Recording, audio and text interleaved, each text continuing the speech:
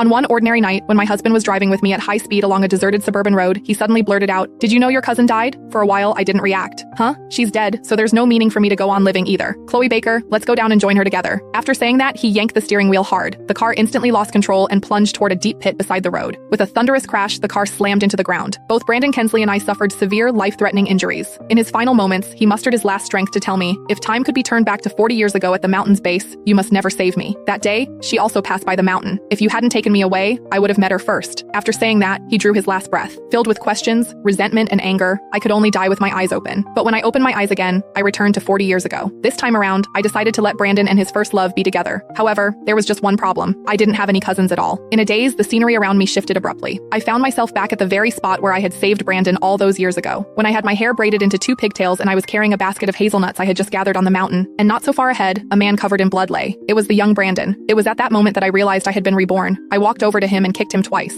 Seeing that he didn't wake up, I squatted down and slapped him twice across the face. Finally, he woke up. When he saw the young me, confusion flashed across his face, then surprise and finally anger. "Don't save me. Stay away from me." I realized he was too, had been reborn. I thought of what he said to me before he died. "If time could be turned back to 40 years ago at the foot of the mountain, you must not save me." That day, she also passed by the mountain. If you hadn't taken me away, I would have met her first. Seeing me freeze, he roared, "Get lost! Are you deaf? Don't touch me!" I immediately stood up and walked away without looking back. In my previous life, I had carried the badly injured Brandon home on my back, spent all the tuition I had painstakingly saved, and invited the best doctor in the village to set his bones. I even stayed by his bedside day and night, never leaving his side. He once held my hand and promised, "Chloe, you saved my life. Without you, there would be no Brandon. In this life, I, Brandon Kensley, vow that I'll marry no one but you, and I will never betray you." Later, after he recovered, he applied to the police academy and became a proud police officer, eventually rising smoothly to become a bureau chief. He also fulfilled his promise to marry me after graduating from college. We were husband and wife for 40 years. I bore him 3 sons. Now we even have grandchildren. Yet I never knew that the one he truly wanted to marry was never me. He even hated me so much that he wanted to take me with him to die. This time, I wanted to see who this unforgettable first love was, the person he had been longing for 40 years. I walked to a spot where Brandon couldn't see me and hid behind a large tree. From this angle, I could see him clearly. After waiting for ages, someone finally passed by. The person had long hair that coiled atop her head, a pair of bright, watery eyes, and a small face that was so tender it looked like water could be squeezed out of it. It was Taylor Johansson, my next-door neighbor. As soon as Brandon saw her, his whole body started to squirm, so I knew it was her. In my previous life, after I brought him home, Taylor had come by once, so I never expected that just that one visit would make him pine for her for 40 years. When Taylor passed him by, she only glanced at him before continuing her walk. Brandon panicked. "Miss,